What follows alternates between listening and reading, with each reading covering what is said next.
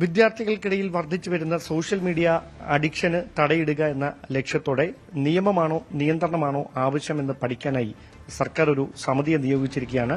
പൊതുവിദ്യാഭ്യാസ വകുപ്പിന്റെ ചുമതലയുള്ള secretary doctor K Vasuki IAS ഈ സമിതിയുടെ മേൽനോട്ട ചുമതല. എന്നോടൊപ്പം കെ വാസുകി ചേരുന്നു. എന്തുകൊണ്ടാണ് ഇങ്ങനെയൊരു സമിതിയെ നിയോഗിക്കാനുണ്ടായ സാഹചര്യം?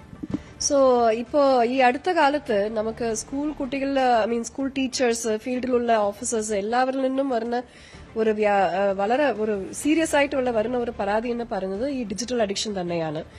ഡിജിറ്റൽ അഡിക്ഷൻ എന്ന് പറയുമ്പോൾ സോഷ്യൽ മീഡിയ അഡിക്ഷൻ ഉണ്ട്, ഗെയിമിംഗിന്റെ അഡിക്ഷൻ ഉണ്ട്.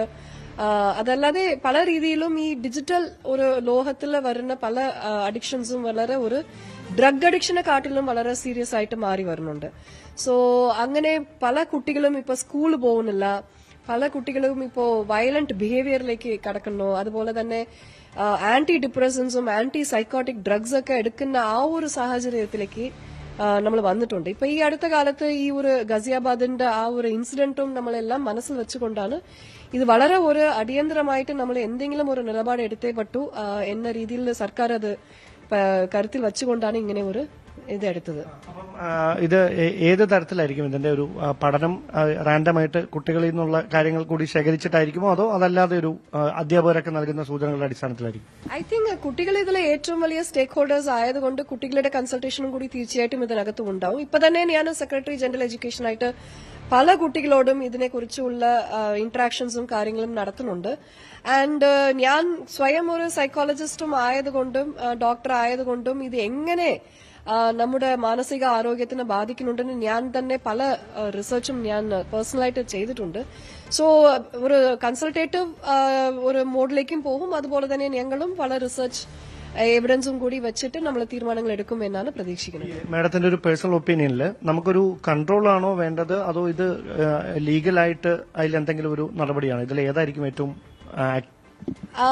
ആക്ച്വലി ഒരു കോമ്പിനേഷൻ ഓഫ് ബോത്ത് ആവശ്യമുണ്ടാവും എന്നാണ് ഞാൻ മനസ്സിലാക്കുന്നത്.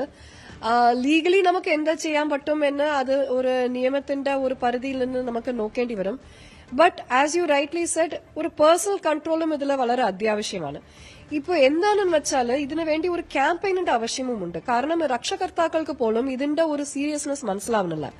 നമ്മളിപ്പോ കാണുന്നത് എന്താണെന്ന് വെച്ചാൽ, പണ്ടൊക്കെ ഒരു 3 മാസ കുട്ടി 3 മാസം പ്രായമുള്ള ഒരു കുട്ടി കരഞ്ഞാല് നമ്മൾ പല രീതിയിലും ആ കരച്ചിലെ നിർത്താൻ വേണ്ടി നമ്മൾ ശ്രമിക്കും.